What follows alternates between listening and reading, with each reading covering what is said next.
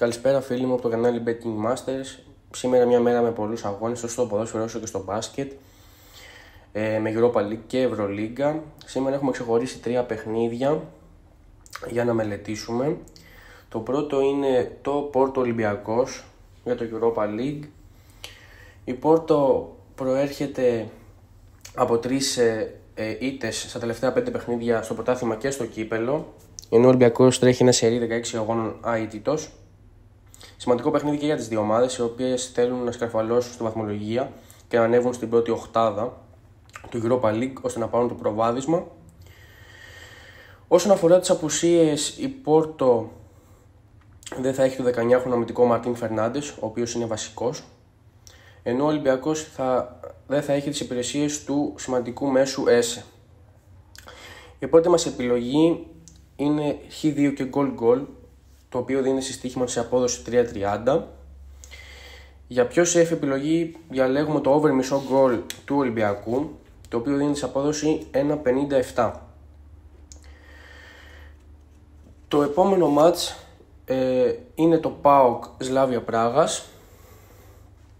Σημαντικό παιχνίδι αυτό και για τις δύο ομάδες, πλεονέκτημα ο ΠΑΟΚ λόγω της έδρας.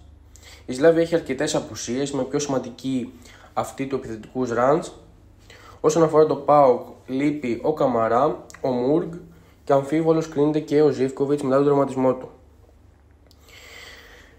Με βάση τον διαιτητή του αγώνα, το Ιούγκ, ο οποίος δίνει πολλές κάρτες στα παιχνίδια του, η πρώτη μας επιλογή είναι goal και over 3,5 κάρτες σε απόδοση 2.15 συστοίχημα. Για πιο safe επιλογή, οι φίλοι μας μπορούν να επιλέξουν το άσο Χ και over 1,5 συστοίχημα. Δίνεται σε απόδοση 1.98. Το επόμενο match είναι στην Ευρωλίγκα, αυτό της Μακάμπι με τον Ερυθρό. Σημαντικό παιχνίδι και για τις δύο ομάδες. Ο Ερυθρός θέλει να σκαρφαλώσει τη βαθμολογία και η Μακάμπι να πάρει μια νίκη ώστε να έχει κάποιες ελπίδες μικρές να μπει στη δεκάδα.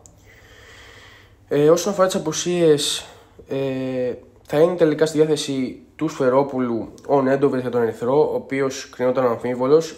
Χθες προπονήθηκε με την ομάδα κανονικά και υπολογίζεται στη δωδεκάδα. Λείπει ο εφεδρικός μέσος Μπρούνο Λάζιτς και ο Μάικ Ντάουν. Η Μακάμπι δεν έχει απουσίες. Η πρώτη μας επιλογή είναι διπλό και over 156,5.